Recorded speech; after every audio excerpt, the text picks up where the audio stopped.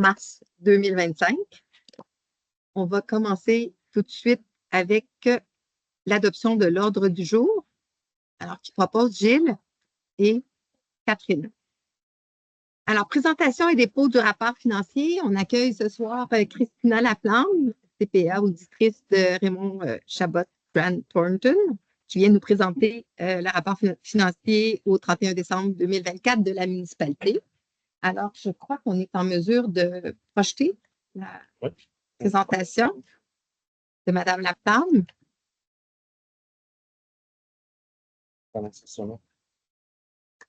C'est bon. Non, ouais. C'est la fin. Voilà, c'est ça. On peut faire passer une conclusion. Oui, c'est ça. C'est bon? Alors, Christina, à toi l'appareil. Bonsoir à tous. Donc, je vous présente le rapport financier au 31 décembre 2024.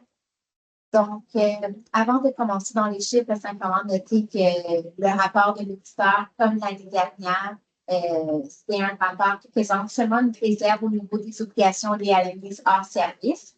Donc, c'est une nouvelle norme qu'il y avait l'année dernière du ministère de venir comptabiliser les obligations liées à la mise hors service de décontamination. Puis, comme je dis, c'est une nouveauté. La réserve au rapport, elle était là l'année dernière. Comme quoi, la municipalité n'avait pas fait le travail d'évaluer si elle avait un passif de décontamination, d'obligation légale en ce sens par rapport à cette infrastructure. Donc, cette réserve-là, elle est ajoutée au rapport cette année. Simplement pour vous dire que la majorité des rapports financiers là, de municipalité ont cette réserve au rapport l'année dernière et cette année, la plupart ont encore cette réserve par rapport à cette unité comptable depuis l'année dernière. Puis on rentre dans les chiffres, donc le sommaire des résultats à des fins fiscales. Pour 2024, au réel, les revenus de fonctionnement, 3 142 984 versus un budget de fonctionnement de 2 998 000. Donc, on voit une hausse des revenus environ de 144 000. Qui est majoritairement 37 000 de vente de véhicules incendies, plus de revenus d'intérêt pour 38 000 subvention TSCQ pour le fonctionnement. Donc, je résume le majoritaire, mais une hausse de 144 000 Les revenus d'investissement, 920 775. C'est majoritairement des subventions TECQ, projet d'infrastructure, 321 000 de subventions du ministère de l'Agriculture. Il y a également eu un don de terrain, donc la juste valeur marchande elle avait été établie à 190 000 $. Donc, on le voit dans les revenus des raisons suivantes. Par contre, en contrepartie, on voit également dans les charges 190 000 $, donc ça a un effet zéro là, sur l'excédent de l'année. Pour des revenus totaux de 4 63 759. Pour les charges, donc 3 444 000 versus un budget de 2 874 000. On voit une hausse de 565 000. Par contre, au comptable, on vient comptabiliser de l'amortissement, ce qui est une dépréciation comptable des infrastructures. Il n'y a pas de sortie d'argent, donc ce n'est pas une vraie charge des fins fiscales pour la municipalité. Donc, nous, on l'inclut au comptable à la ligne 4 charges, mais on voit plus bas à la ligne 8 qu'on vient l'enlever de cet effet d'amortissement. C'est purement une présentation comptable. Ce qui fait un excédent comptable de 623 000. Par contre, on vient faire des ajustements là, pour la conciliation à des fins fiscales, comme si pour ramener sur une entrée et une sortie de fonds. Éléments de conciliation à des fins fiscales, l'année 8, l'amortissement que je vous parlais, 495 000 Financement à long terme des activités de fonctionnement, donc un 6 424 d'intérêts qui ont été financés par le règlement d'emprunt pour le camion incendie. Remboursement de la dette à long terme à la ligne 10, 100 951, donc des remboursements de dette de 265 000. Par contre, en contrepartie, la municipalité a eu des subventions pour assumer une partie de ces remboursements de dette-là pour 180 000 environ, ce qui amène de 100 000 de remboursement de dette à long terme pour 2024. Affectation activité d'investissement, donc 37 000 d'équipements divers pour l'incendie qui a été acquis, qui sont présentés dans l'investissement, mais financés à main le budget. À la ligne 12, affectation excédent accumulé 216 359, c'est l'équilibre budgétaire qui avait été prévu au budget 2024, donc un chiffre de 116 000 $. Ce qui fait en résumé pour 2024 un excédent de 281 954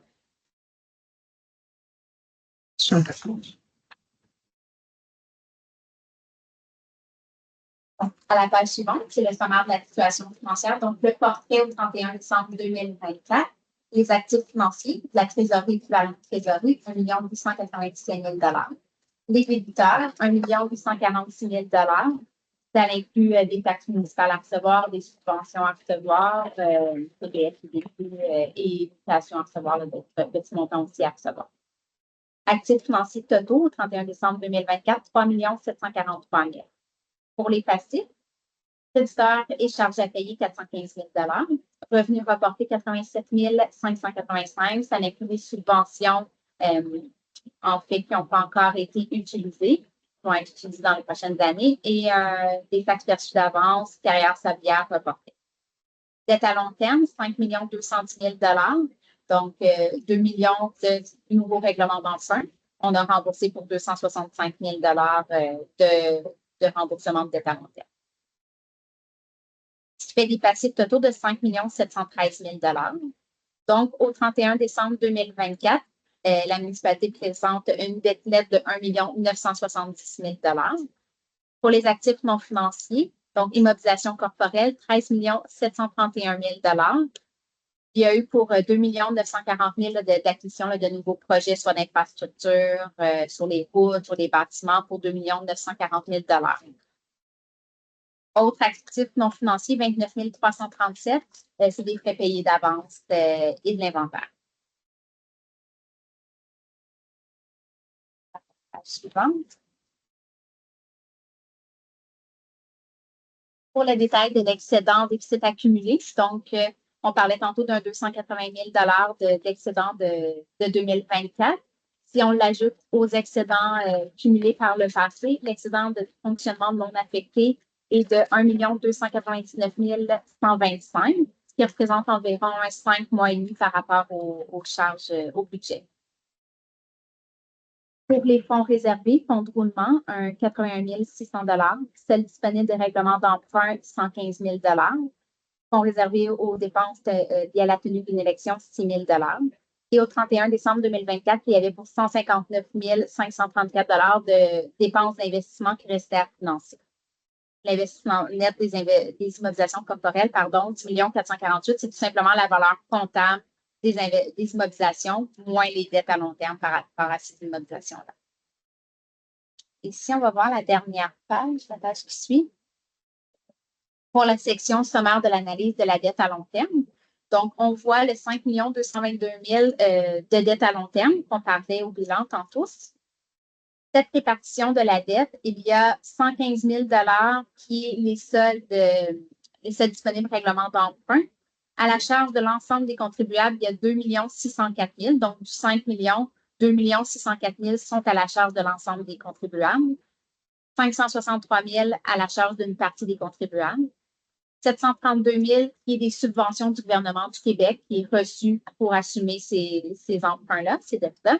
Et 1 206 000 également qui a été encaissé et qui reste appliqué sur la dette de 5 millions.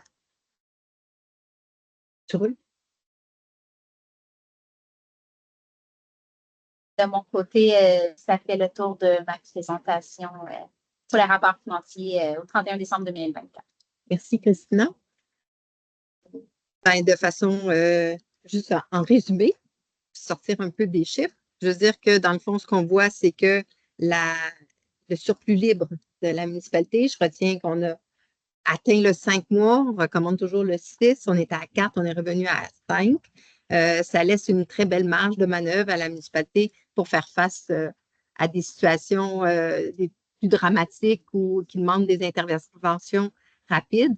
Et ça nous donne aussi la flexibilité de pouvoir souscrire à des programmes parce que quand on va chercher des subventions, il faut toujours donner notre part, dans le fond. Il faut avoir l'argent pour être en mesure de demander. Je pense que je ne peux pas dire autrement.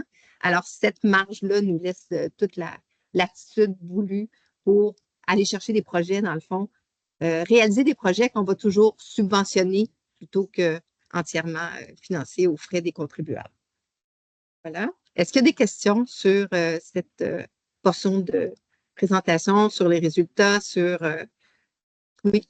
Dans l'état des résultats, là, dans les revenus, il y avait une vente de camions. Oui. Et, des revenus d'intérêt. Comme ça. Donc, ça, l'année prochaine, il y aura ça. Les intérêts vont être plus, puis le camion va en vente par année. Ça va être pas d'incidence, parce que là, on avait 220 000 dans le positif. Est-ce qu'on peut le faire dans les projections? Non. Dans le film. On est toujours dans le passé.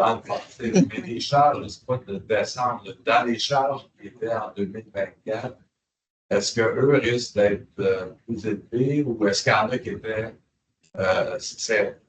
contextuels, mais qui étaient juste pour 2024? Ben, dans les charges, ben là, tantôt, on parlait des charges. C'est sûr que quand tu parles du camion, c'est plus des revenus. OK. OK. Ça, c'est oui. Au niveau des charges. OK. Ben, en fait, oui. Mais en même temps, il faut voir, en 2025, on a un budget qui a été fait. Alors, les charges sont établies. On a fait nos prévisions. On établit notre budget en fonction. Je vois mal que les charges connaissent un changement. On a fait le travail de façon sérieuse. On a appliqué les bons ratios.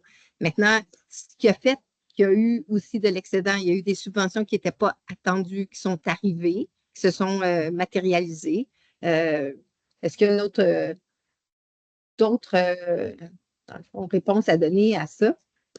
Pour les charges, je vois mal, à moins évidemment d'un événement malheureux ou non prévu, là, mais les charges qui ont été budgétées seront les charges qui seront, dans le fond. Probablement, la question, c'est qu'en 2025, bon, oui, mais en même temps, notre taxation est plus élevée aussi. Donc, notre revenu de taxation est plus élevé qu'en 2024.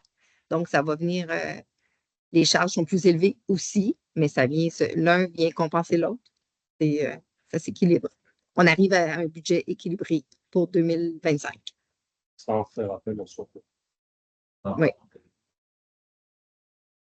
Oui. Est-ce qu'il y a d'autres questions?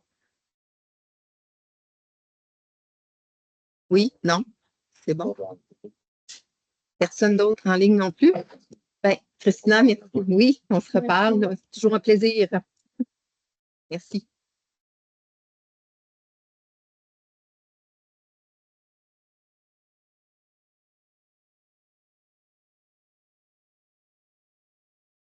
Bonne fin de soirée. Merci.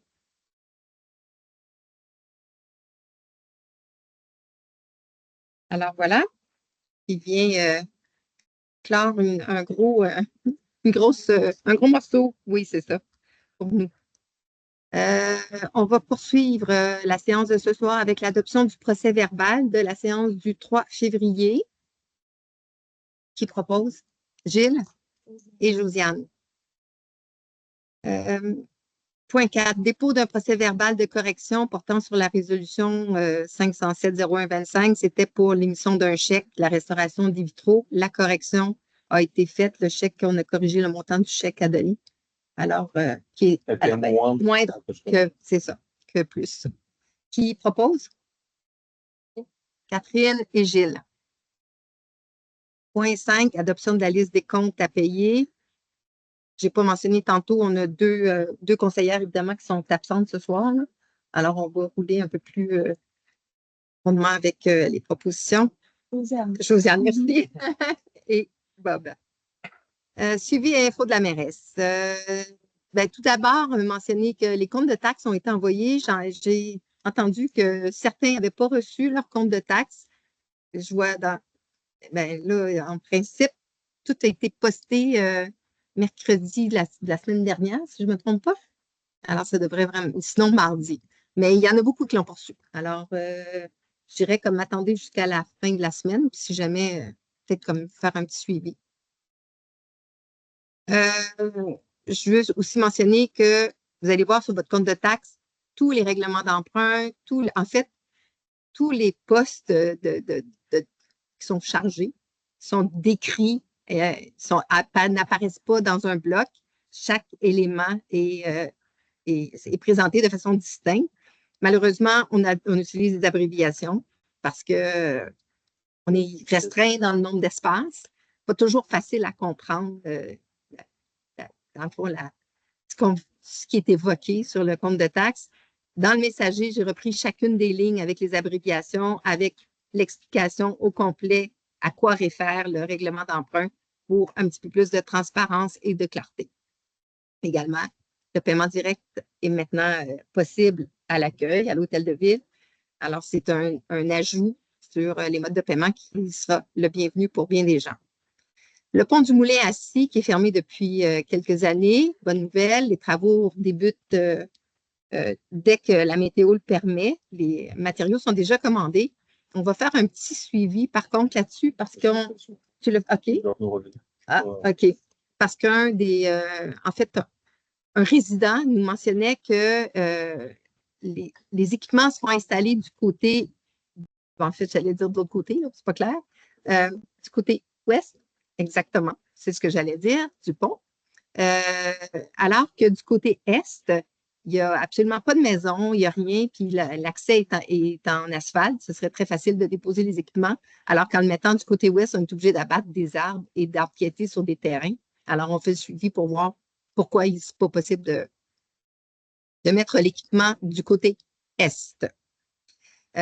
Dire aussi que le méchoui de l'école Saint-François d'Assise a été vraiment un succès. Il y avait du monde, c'était agréable, c'était dynamique.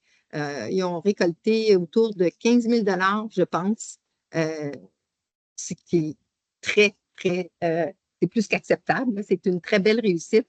C'était une reprise pour le méchoui. Ça faisait quelques années que ça arrêtait, mais certainement que ça va être appelé à revenir.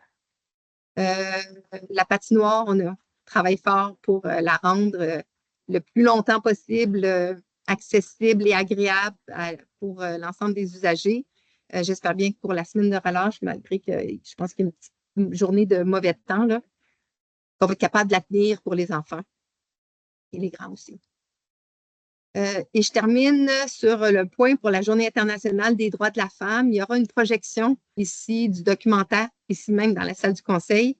Le documentaire Les Croquantes. C'est sur un collectif de femmes paysannes françaises. L'accès est gratuit. Ça a lieu à 18h30 ici même. Et ça va être suivi d'une discussion. C'est organisé par Enora Cordier qui a eu accès à ce documentaire, qui a eu les droits, dans le fond, de diffusion gratuite, pour le diffuser gratuitement. Alors, c'est une invitation. Également, vous mentionnez qu'il y a un rassemblement sur la route 237 Sud à 11h le 8 mars également pour un 8 minutes de silence en vue de contrer le bruit haineux. L'idée est de faire une chaîne humaine pour se relier, être plus forte, faire entendre la voix des femmes, protester notamment contre l'effacement de l'agenda officiel de Google des mots Journée internationale des droits des femmes. Alors voilà, cette journée qui a été officialisée en 1977 par l'ONU, les Nations Unies, est apparue dans le contexte des mouvements sociaux au tournant du 20e siècle, fin 19e, début 20e siècle, en Amérique du Nord et en Europe. Alors, plus de 125 ans plus tard, elle disparaît du calendrier. Alors, je pense qu'il y a de quoi se réunir pour souligner le désaccord et la désapprobation. Point 7, correspondance. On a, oui. C'est une campagne de financement pour les activités des enfants à l'école. Oui, c'est une belle réussite. Correspondance, on a reçu une réponse du ministère des Transports, justement concernant notre accès qu'on avait demandé pour la boîte aux lettres sur le pont du Moulin-Assis.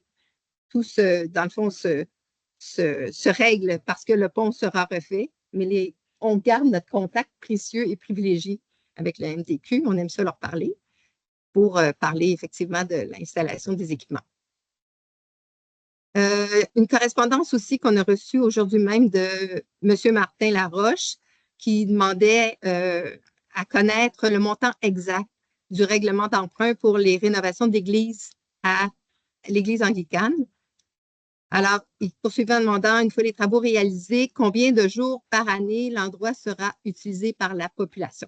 Alors, dans un premier temps, Le montant exact du règlement pour l'Église anglicane est de 4 340 000 $. La moitié de ce montant est imputable à la municipalité. L'autre moitié est couverte par le Conseil du patrimoine religieux du Québec. Notre part potentielle, je dis bien potentielle, c'est donc de 2 170 000.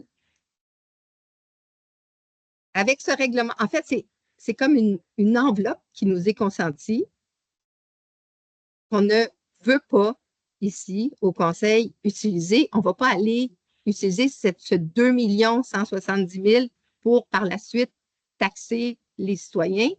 On pense que ce projet, qui est un projet admirable de transformation de l'Église, doit se faire par l'entremise d'un comité de financement qui est à se mettre en place.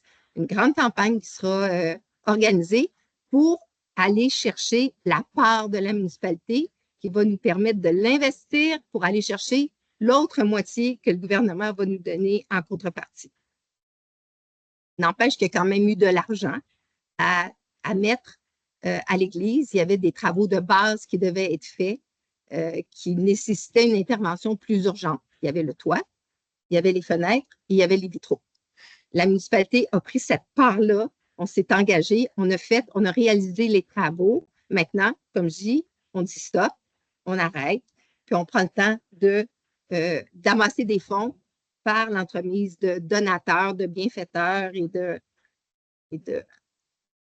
ou d'autres subventions. Évidemment, si c'est possible, on ira les chercher. Mais pour être complètement transparente, aujourd'hui, on a, dans le fond, réalisé environ 700 000 $ de travaux à l'Église. Le toit, on a pris une grande partie. La part de la municipalité là-dedans, c'est donc 350 000. 700 000, la moitié. C'est toujours le principe. Donc, on a 350 000 d'investis. Donc, le règlement d'emprunt qui apparaît que vous verrez sur votre compte de taxes, c'est la dernière ligne. C'est CPRQ, Conseil du patrimoine religieux du Québec, Église 2024. Le montant qui va apparaître au bout, c'est celui qui correspond aux 350 000 investis pour conserver, dans le fond, et préserver l'intégrité de l'Église. Je vous donne un exemple. Pour une maison d'une valeur d'environ 600 000 $, le montant à payer est environ 30 $. Fait que je pense que c'est quand même respectable et acceptable dans ce contexte-là. Et encore une fois, l'objectif ici, c'est vraiment d'aller chercher auprès de d'autres sources que les citoyens, par le biais de la taxation, la portion de la municipalité à investir dans l'Église. On demandait le nombre de fois que les citoyens vont pouvoir profiter de l'Église. C'est très difficile à évaluer, évidemment. Ce que je peux dire maintenant, l'Église n'est pas à son meilleur, loin de là. Il y a quand même des grands événements qui se tiennent pour les citoyens. On a la soirée des bénévoles chaque année. Il y a un souper communautaire des pompiers qui prend place. Il y a le marché de Noël gratuit qui est là. Marché de Noël, hein? Et le Festibois, effectivement. Marché de Noël qui s'adresse aussi à plus un marché de Noël touristique, je dirais. Vite comme ça, il y a toutes les fois où l'Église est louée pour des tournages, même si elle n'est pas encore à son meilleur. On la loue pour des tournages, on la loue pour des événements, on la loue pour des mariages. Pas autant qu'on voudrait, mais on le fait déjà. Je dirais une dizaine de fois par année que ça arrive, ça. Une fois qu'elle va être à son meilleur, toutes les fois où il y aura évidemment des concerts, des spectacles, des pièces de théâtre, des conférences, des projections de films, les citoyens vont pouvoir évidemment y assister. Évidemment que ça va générer des revenus, ces événements-là. Puis au bout du compte, c'est au profit des citoyens eux-mêmes, puisque le revenu sera reporté sur les frais d'entretien et d'opération de l'Église. Alors, j'espère que ça répond à la question de M. Laroche. On poursuit avec le point 8, demande de PIA pour la rue principale, 50 rue principale. Bob va remplacer Marie-Claude qui est absente ce soir pour nous présenter les projets du CCI. Oui, bonsoir.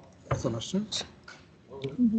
Donc, j'ai pas les documents écrits, mais en fait, c'est à l'édifice Landsberg, 3 thermopompes qui ont été installées sans permis, sans permis officiel. Et donc, 2 du côté sud et 1 du côté nord. Celle du côté nord, le CCE recommande de la cacher, est en dessous d'un balcon, c'est facilement cachable avec une plantation, un écran en bois, un bel écran en bois. Les 2 autres du côté sud, une qui est au coin de l'immeuble, une qui est dans les airs au-dessus du garage, les gens, les copropriétaires du Landsberg ont offert de déplacer les 2 derrière le garage, ce qui est acceptable pour le CCU. Et aussi les conduits qui sont sur le mur de briques seraient, comme actuellement, invisibles. Là. Donc, on ne peut pas voir les conduits sur ce bel immeuble-là. Donc, c'est ce que la recommandation qui est faite au Conseil. Pour les 3. Parfait. On va voter en bloc. Bloquer le vote. Alors, qui propose? Josiane. Catherine et Josiane. Parfait. Merci, Bob. Le point 11, émission d'un chèque audit des états financiers 2024 pour Raymond Chabot Grant Thornton. Alors, on l'a vu pour ce soir, l'exercice de l'audit qui est fait sur nos finances nous coûte 19 315,80 mais c'est budgété. Gilles et Bob. Merci. Oui, c'est ça. Encore une fois, un chèque pour Raymond Chabot. On a reçu une subvention dans le cadre du PRABAM pour, entre autres, la rénovation de l'hôtel de ville qui ne nous avait pas coûté, c'était complètement couvert. Mais il faut faire un audit pour faire la reddition de compte. Alors, ça a été fait pour la somme de 3 018,10. J'ai Josiane et Catherine. Émission d'un chèque honoraire professionnel de comptabilité pour Brigitte Riendeau. Le chèque est un montant de 1050,58. Qui propose? Gilles? Catherine? Émission d'un chèque fabrication de parc close pour l'église Bishop Stewart pour à l'ordre de Canopée Design. C'est pour les petites baguettes des contre-fenêtres qui doivent être refaites. La facture est au montant de 4 012,62 et tient compte d'acompte, dans le fond, pour la fin. Hein? J'ai dit les fenêtres, OK, c'est les baguettes pour les vitraux. Mais ça reste que c'est des baguettes, ce sont des baguettes. Qui propose? Bob et Josiane. Point 15, émission d'un chèque pour la fenestration du cœur de l'église. Il y a 2 chèques, un ici pour Marc Tournoyer, alors au montant de 3 150 et de 1 481,25 sans taxe. On commence par y mettre un premier chèque de 1 481,25, puis le deuxième, en fait, on va y mettre 2 chèques, c'est drôlement mentionné. Et oui, d'accord. Et OK, parfait. Puis un deuxième chèque de 3 150 pour Marc Cournoyer pour les contre-fenêtres du cœur de l'église. Alors, qui propose? Bob, Catherine. Balancement hydraulique, les services EXP, émission d'un chèque. Oui, c'est fini, effectivement, parce qu'on a reçu le rapport sur le balancement hydraulique. Très intéressant à consulter. C'était, je rappelle, un travail, une offre de service qui était couverte par la TEC, 4 570,26 pour les services EXP. Gilles et OK, premier versement des cotes-parts MRC Bromisquois. Alors, pour 85 596,50 $. Qui propose? Gilles et Catherine. En fait, juste mentionner, de mémoire, je pense que l'augmentation de nos cotes-parts cette année à la MRC était comme autour de 6,9 %. Par contre, dans cette augmentation-là, on comptait la portion de l'éco-centre qui n'est pas gérée par la MRC, qui est régie par, dans le fond, il y a une régie constituée de 3 villes, mais la quote-part qu'on doit verser à l'éco-centre nous est comme facturée par l'entremise des quotes-parts de la MRC. Cette portion-là était déjà de 4,9 %. Donc, il reste quand même que ça reste très acceptable comme montant. Émission d'un chèque numéro 0.18 pour les assurances municipales. Alors, il y a eu des ajustements. On avait reçu une facture en 2024. On a retravaillé, on leur a demandé de retravailler une facture au montant de 75 084 et 71. Il y a du travail de fait du côté de l'administration pour revoir l'ensemble de des éléments qui sont assurés. Il y a des crédits qui ont été apportés. Alors, au final, on finit avec une facture de 67 162 et 59 pour la FQM Assurance. Qui propose? Gilles et Bob. Réparation d'urgence de l'aqueduc, émission d'un chèque Trans-Eau. C'est arrivé dans le temps des fêtes. C'était le 27 décembre.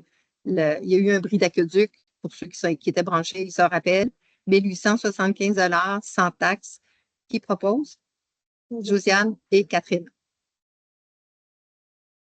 Point 20, émission d'un chèque pour les honoraires d'architecture, remplacement de la fenestration à l'attention de Stéphane Barcelot. Alors donc, la facture qui a été soumise, 5 390 et 89, c'est pour les plans et devis pour le remplacement de la fenestration à l'église pour Stéphane Barcelot. Gilles, Bob. Point 21, octroi de contrat, service professionnel en ingénierie dans le cadre du projet municipal de la caserne garage. On a reçu aujourd'hui même les soumissions pour l'appel d'offres qui avait, en fait, l'appel d'offres par sur invitation qui avait été déposé. Les services EXP répondent en tout point après avoir discuté avec l'architecte du projet qui nous recommande d'accepter donc l'offre des services EXP pour la somme de... Pourquoi je ne le vois pas? Ah oui, 127 000, pardon, avant taxe. C'est bon. Alors, qui propose? Catherine? Point 22, offre de service pour une étude sur l'augmentation de la capacité de pompage des postes de pompage sud et nord. Ça rentre dans le cadre du Primo 2023. C'est donc subventionné et ces études sont liées au remplacement de l'usine d'épuration des eaux usées. Ils sont nécessaires avec les travaux qui seront effectués. Qui propose? Gilles? Josiane. Une offre de service, cadenassage, médial, conseil, santé, sécurité. Alors, sur la recommandation de notre comité santé-sécurité, il y a cette offre de service de la compagnie pour, dans le fond, nous offrir un programme de cadenassage. C'est pour, en matière de sécurité, s'assurer qu'aucune manœuvre n'est effectuée sans que l'opération n'ait été sécurisée, dans le fond. Et la production aussi de 2 fiches de cadenassage. Les programmes est à 900 $, puis 2 fiches, ça prend 20 à 30 minutes de faire une fiche. Il y en aura 2 à faire pour le taux horaire de 170 $ de l'heure. Qui propose? Bob et Catherine.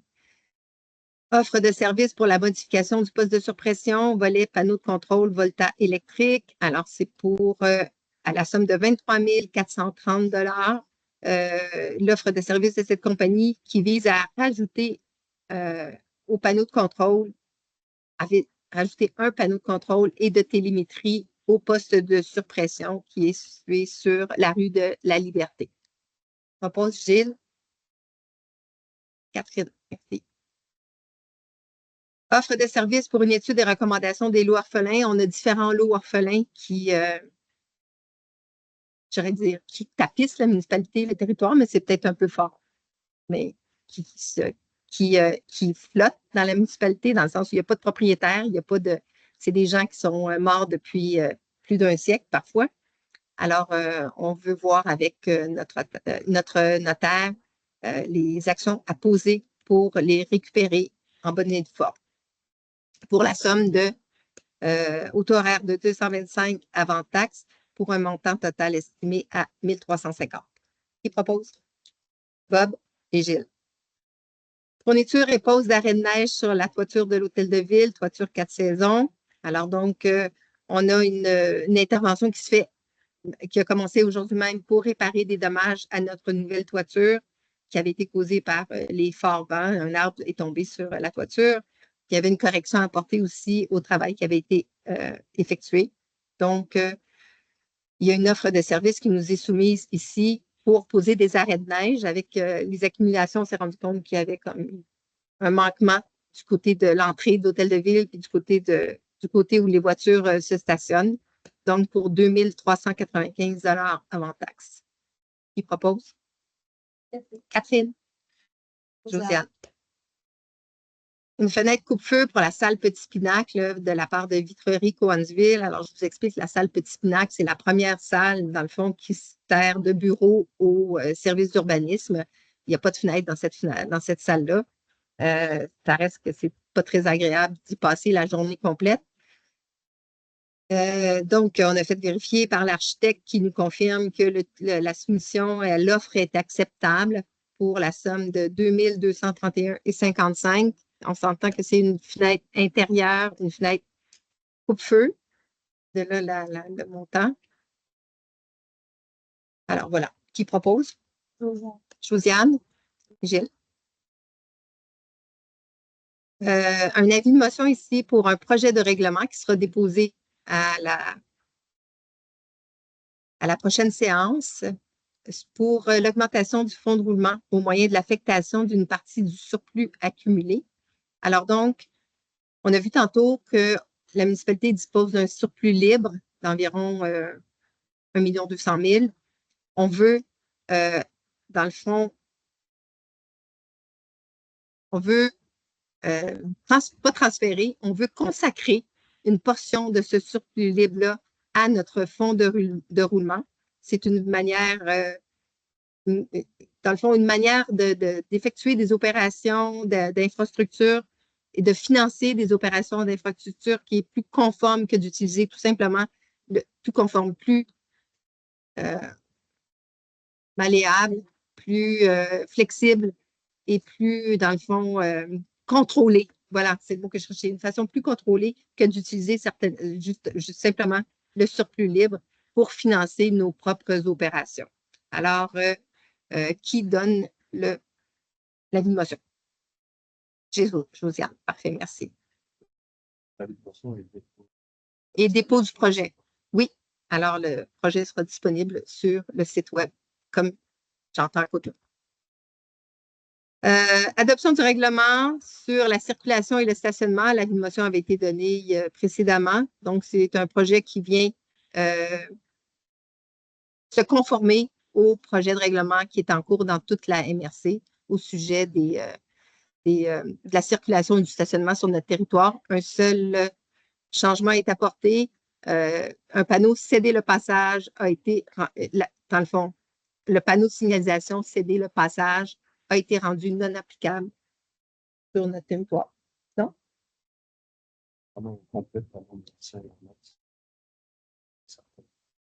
Oui, mais en fait, on a une annexe qui s'ajoute avec. Parce que c'est mentionné que en entrée pour ça. Mais effectivement, dans ce règlement, il y a une annexe qui accompagne le règlement, qui définit le territoire de la municipalité, les zones de vitesse, les arrêts, pas de feu de circulation, ça, on n'en a pas. En fait, pour faciliter le travail, tout ça a pour but de faciliter le travail de la Sûreté du Québec sur le territoire. Alors, qui propose? Catherine et Bob. Point 30, approbation et autorisation de signature, programme de subvention de 4 500 bornes pour les municipalités et les communautés autochtones pour le circuit électrique par Hydro-Québec. On veut rendre l'offre de bornes de recharge plus disponible, adaptée, disponible, dans le fond, maximiser notre. Ah, c'est pour ça. Fait qu'il faut la recommencer encore? Oui, OK. Oui, d'accord. Alors, effectivement, on avait déjà fait une demande pour trop de bornes. En fait, on n'a jamais trop de bornes, dans le fond, parce que tout est subventionné. mais on aime mieux se garder une petite ouverture pour éventuellement avoir des bornes de recharge encore plus rapides qui vont venir dans un autre programme ultérieurement. Alors, on doit modifier notre première demande et c'est le but de cette résolution. Qui propose? Catherine et Gilles. Approbation, autorisation de signature, le Fonds pour le transport en commun du Canada, volet des projets d'immobilisation du Fonds pour le transport actif. Oui, alors, oui, alors donc, on veut prolonger nos trottoirs jusqu'au la fin du trottoir vers le chemin d'Abercorn jusqu'au parc Jane Freely. On vise à mettre en place, dans le fond, des infrastructures qui vont faciliter le transport actif, c'est-à-dire le transport des piétons. Donc, c'est pas tellement un transport comme un déplacement, mais puis on veut le faire de façon sécuritaire. Tout ça coûte quand même assez cher. On souhaite obtenir une subvention pour ça et ça vient du volet des projets d'immobilisation du Fonds pour le transport actif. Qui propose? Josiane et Catherine. Approbation et autorisation de signature, entente intermunicipale de délégation de compétences et de services pour les matières recyclables sur le territoire de la MRC de Bromisquoi. Alors là, je résume ça bien brièvement. C'est une entente qu'on a déjà adoptée, qu'on a déjà signée. Il n'y a aucun changement, tout est pareil, sauf que sur les 21 municipalités, seulement 20 avaient adhéré. La municipalité de Saint-Armand avait décidé de ne pas souscrire. Après réflexion, la municipalité de Saint-Armand se ravise et souhaite joindre l'entente. Donc, il faut tout reprendre, la démarche, les signatures et l'adoption de tous ces protocoles. Alors voilà, qui propose que la municipalité de Saint-Armand se joigne? Je peux pas. Gilles et Catherine. Merci. C'est fou. Puis en même temps, tout ce que ça génère comme travail additionnel et frais, au fond, va être assumé par la municipalité de Saint-Armand. La résolution a déjà été adoptée à la MRC. Approbation et autorisation de signature, entente de collaboration avec le camp Garagona pour le camp d'été 2025. Comme chaque année, dans le fond, on appuie le camp Garagona dans son offre pour offrir un camp d'été. La municipalité, dans le fond, subventionne une portion des frais pour chaque enfant. La portion subventionnée l'année dernière reste la même encore cette année. On n'a pas fait d'augmentation à cet égard. Alors, oui, c'est vrai, les inscriptions sont déjà ouvertes. Alors, comme ça devient de plus en plus populaire et qu'on est quand même ouvert aussi, il y a la municipalité, il y a Donham, il y a Stanbridge qui participent, qui peuvent inscrire des enfants. Mieux vaut ne pas tarder. Alors, qui propose? Catherine et Josiane. Bon, le dépôt de la programmation finale du programme de la taxe sur l'essence et de la contribution du Québec. Alors ça, c'est encore une fois, je vous évite la lecture, je vous résume ça. Ça fait plusieurs fois qu'on dépose notre programmation. Il n'y a pas rien de changé de notre programmation. Il y a des montants qui ont changé, mais très, très, très peu. On va aller chercher nos subventions, mais on doit réadopter une résolution à cet effet. Alors donc, on resoumet encore une fois avec une résolution. Bob et Gilles. Participation au programme de subvention.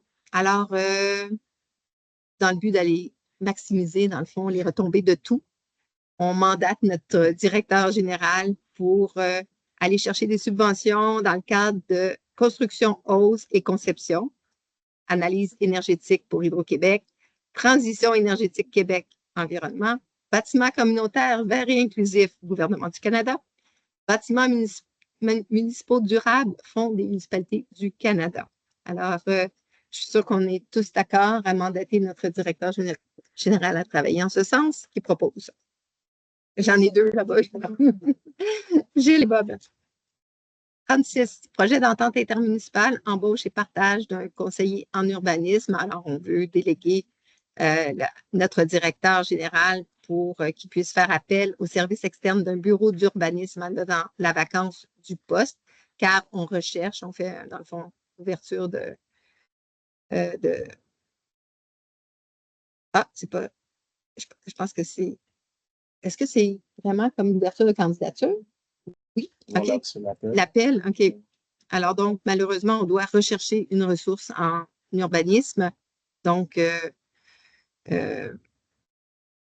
excusez-moi, c'est parce que c'est plus dans le cadre, dans le fond, ça, c'est vraiment la réseau pour l'entente. Bonjour.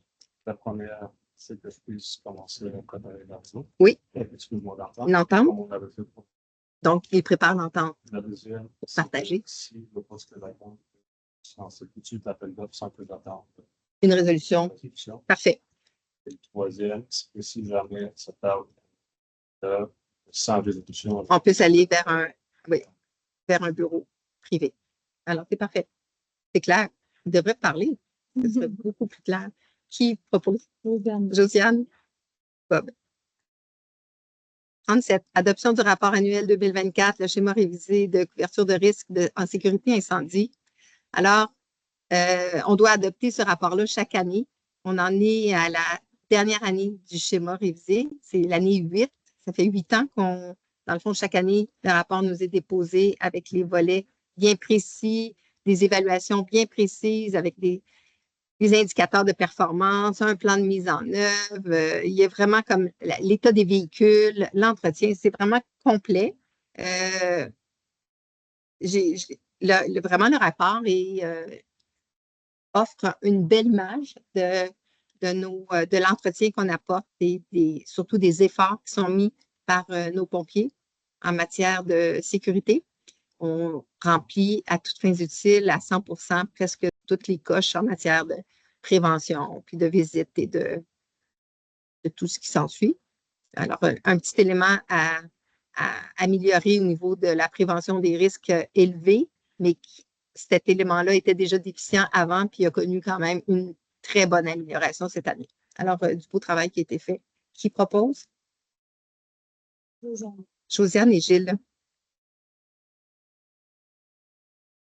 Programme d'aide à la voirie locale, volet entretien des routes locales. Alors, on a reçu 262 082 $ pour l'entretien de notre réseau. Alors, on dit au ministère des Transports et de la mobilité durable qu'on a bien utilisé nos compensations pour nos chemins. Qui propose? Bob et Catherine. Programme de subvention municipale pour les supports à vélo. Alors, la municipalité a à cœur de protéger son environnement et le bien-être de ses résidents. On veut faire bouger nos résidents. Le transport actif, ce n'est pas juste le transport piétonnier, c'est aussi le transport à vélo. Alors, on établit un programme de subvention municipale pour l'achat de supports à vélo. C'est un projet qui est initié par notre comité environnement. C'est l'organisme Plein Rayon de Cowansville qui fabrique les supports à vélo et le bois pour les supports proviendra de notre coopérative, c'est le vrai nom, coopérative de bois d'exception. Voilà, c'est ça. Pour les commerces. Ah oui, je n'ai pas dit, c'est vrai. Alors donc, ces supports à vélo sont destinés au commerce. La municipalité défraie une portion, les commerces, dans le fond, règlent le restant de la facture. Pour le moment, la facture à payer à Plein Rayon pour partir le travail, 2 509 et 20 $. Qui propose? Josiane. Hey, c'est ça. Et Bob. Oui, ça aurait été vraiment bizarre. Parfait, qu'on verra. Puis de toute façon, c'est ça, le coût va être réparti. Les commerces qui ont déjà accepté de participer, qui ont déjà donné leur aval, on produit en fonction des commandes qui ont déjà été placées. On demande à Parc Canada d'identifier le lieu historique national du Canada de la bataille d'Eccles Hill. Alors, il s'agit dans le fond, de leur envoyer une résolution pour qu'ils puissent, à partir du chemin Saint-Armand, indiquer qu'en tournant à gauche ou à droite, selon d'où on arrive, il y a ce site historique qui existe sur le chemin Eccles Hill. Alors, j'imagine que Bob propose et Gilles appuie. Appui à la demande de la Fédération québécoise des municipalités au ministère des Affaires municipales concernant le soutien financier pour les camps de jour. Alors, ça, c'est le point 41. Ce que ça dit, en fait, c'est qu'on fait face à une situation vraiment particulière. Il y a une loi qui est passée qui, dans le fond, ne permet pas de discriminer jamais aucun enfant qui va dans un camp de jour. Or, certains enfants ont des besoins particuliers, demandent donc la présence, mettons, je donne un titre d'exemple, un éducateur pour un enfant. Et on ne peut pas charger plus à cet enfant-là, donc par mesure d'équité envers tous. C'est sûr que ça vient hausser les frais de tenue d'un camp de jour. À titre d'exemple, pour Frilichburg, cette situation représente presque le double. Dans le fond, on met 2 fois plus d'argent dans notre budget pour le camp de jour que c'était avant pour répondre à ça. Alors ça, cette résolution-là vise à sensibiliser le gouvernement à cette réalité qui fait que si on veut que les enfants puissent aller en camp de jour, on a besoin d'un soutien financier plus soutenu ou qui tient compte de cette réalité-là qui nous est imposée pour une bonne cause, mais qui nous est imposée. Alors, on doit quand même avoir un petit peu plus de soutien là-dessus. Qui propose? Catherine et Bob. Appui au projet de parcours touristique et artistique d'une poignée de terre pour le Centre des Arts. C'est pour une exposition de l'été prochain qui a lieu sur quelques cimetières sur le territoire de la municipalité. Puis en plus, il propose un parcours à vélo, transport actif, pour se déplacer puis se rendre, visiter les différents sites, les différents cimetières. Alors, qui propose? Josiane et Catherine. Nomination des membres occupant les sièges 1 et 2 au comité consultatif. Alors, chacun des 4 comités, à l'exception, dans le fond, de patrimoine, avait des postes en ouverture. Pour culture et tourisme, on propose Lynn Arcan et Isabelle Hébert. Environnement, Denise Bélanger et Henriette Jetton. Agriculture et foresterie, Pascal Genet-Richard et Georges Chedevert. Société, Sophie Deveau et Laurence Grandbois. Ensuite, on poursuit avec la nomination des présidents-présidentes de ces comités. Culture et tourisme, Marie Laverne. Environnement, Denise Bélanger. Agriculture et foresterie, Pascal Genet-Richard et Société, Sophie Deveau. Alors, à toutes fins utiles, c'est les mêmes membres que ceux qui étaient là actuellement. On a eu 2 candidatures de personnes qui voulaient se présenter.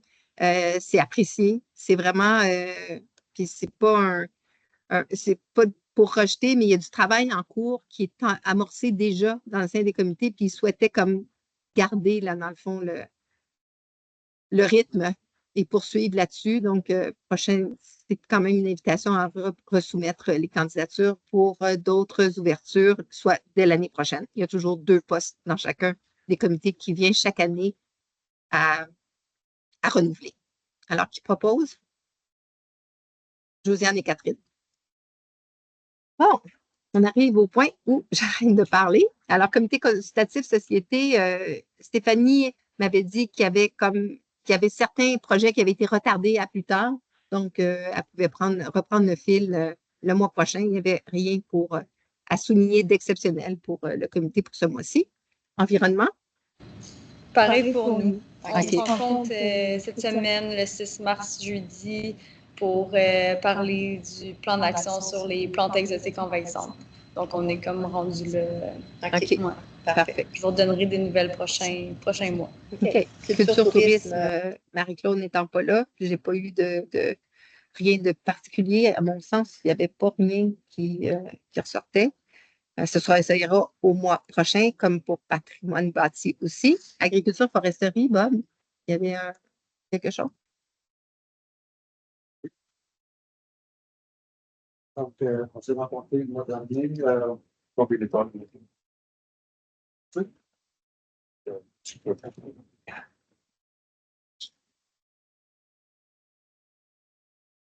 Donc, on va dire comme ça, on mesure. Vas-y, on va. Parle fort. Ouais. Donc, on continue le programme de plantation au parc municipal de Jean Frély. Donc, la traverse de plantation va être continuer. Il manquait des arbres, mais ça va être fait cet été. On appuie toujours le programme de projet de terre fertile, de soutien à l'agriculture locale. Donc, on suit ça de près. Il y a eu une rencontre du mois dernier. Les projets s'en viennent là, d'ici plus tard. On a fait parvenir à la municipalité un document sur les flux à protéger dans la municipalité. Donc, dans des routes, des bus, des flux à protéger. Donc, on continue à travailler là-dessus avec la municipalité pour voir comment on peut arriver à protéger ces flux-là, soit par le fauchage des fossés ou l'ajout d'arbres en ligne aussi, donc pour donner un cachet, garder le cachet dans la municipalité le long des chemins. Et aussi, un dernier point, une rencontre prévue avec le conseil sur l'aménagement du territoire le 7 mars pour choisir la friche, la carte de culture sur place cultivable. Qu'est-ce qu'on fait au niveau municipal pour essayer de garder notre potentiel agricole Actif. actif? Exact. Il y a un travail effectivement de réflexion très intéressant qui a été fait par le comité agriculture et foresterie. Puis on vous en reparle dès que la rencontre se fait avec les conseillers. Point varia, il y avait rien varia, période de questions. Alors voilà. Période de questions, est-ce qu'il y a des questions? Oui. Oui. Oui. Alors, oui.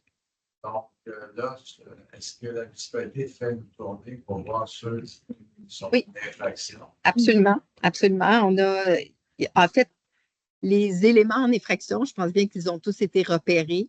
Ils ont tous été contactés. On a déjà des résultats pour un bon nombre d'entre eux. Pour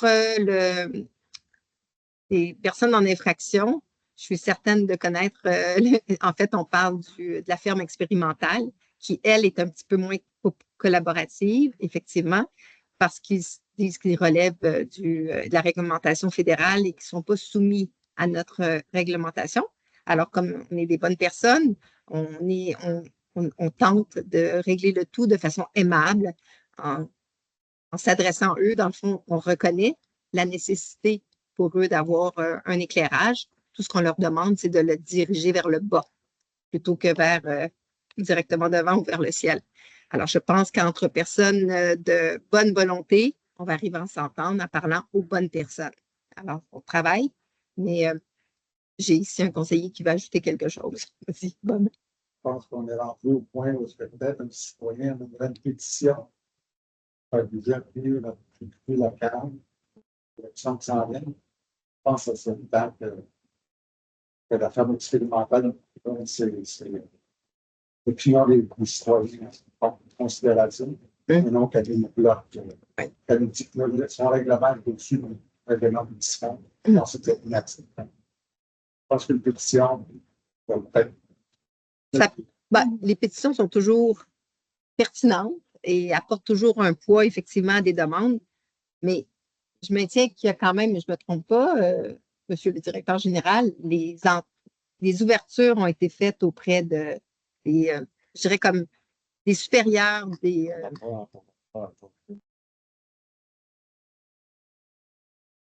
c'est ça, exactement. Exact, c'est ça. On a encore une certaine, mais c'est sûr qu'une pétition reste toujours un élément valable pour soutenir. Donc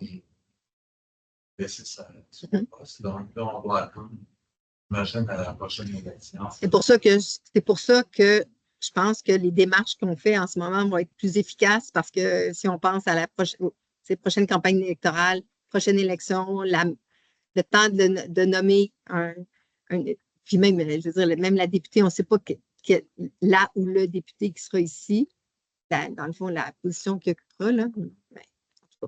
Oui, c'est ça. Je pense qu'on va vraiment, je pense qu'on va.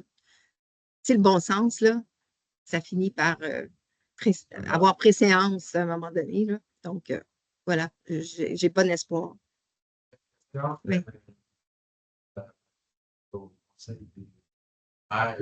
Quelqu'un Oui. pour le programme d'aménagement naturel. En fait, c'était le plan naturel, c'était le plan naturel des régions. Voyons, des milieux naturels. Le plan régional des milieux naturels. Voilà. Oui. Pour le chevreuil. Ouais. À ce sujet-là, non. Il n'y a pas eu. J'ai relancé déjà le comité aménagement pour la mise en place éventuelle d'un programme pour le contrôle, dans le fond, du cheptel. Puis, je n'ai pas eu de retour. J'ai une rencontre avec le comité d'aménagement dans la semaine prochaine, je crois. J'en prends bonne note. Je vais les relancer à ce sujet-là, puis on parle. Bon. Est-ce qu'il y a d'autres questions? Non? C'est tout? Ben, est-ce que quelqu'un propose la levée de la séance? Josiane et Gilles. Parfait. Merci. Merci beaucoup tout le monde. J'y vais. C'est des adolescents. C'est nous autres, les adolescents.